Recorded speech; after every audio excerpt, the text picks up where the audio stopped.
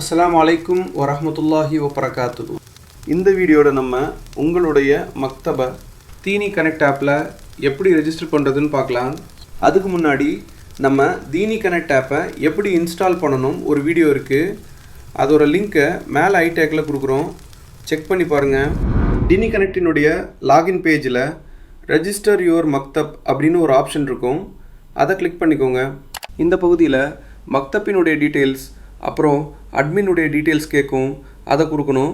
மக்தப் டீட்டெயில்ஸில் மக்தப்பினுடைய பெயர், short name, address, மக்தப் தொடங்கின வருஷம், அப்புறம் மசூரா டே, இந்த டீட்டெயில்ஸ் எல்லாம் ஃபில் பண்ணணும்.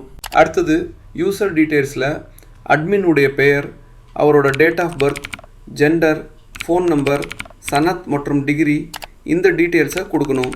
அடுத்ததாக இமெயில் அண்ட் பாஸ்வேர்டு. இங்கே கொடுக்கக்கூடிய இமெயில் அண்ட் பாஸ்வேர்டை வச்சு தான் நீங்கள் தீனி கனெக்ட் ஆப்பில் லாகின் பண்ண முடியும். ஒருவேளை நீங்கள் கொடுக்கக்கூடிய இமெயில் ஏற்கனவே தீனி கனெக்ட் ஆப்பில் ரெஜிஸ்டர் ஆகியிருந்தால் இந்த அக்கௌண்ட் அந்த பழைய அக்கௌண்ட்டோட மர்ஜ் ஆகிரும். ரெண்டு அக்கௌண்ட்டையுமே ஒரே இமெயில் அண்ட் பாஸ்வேர்டு வச்சு லாகின் பண்ணிக்கலாம்.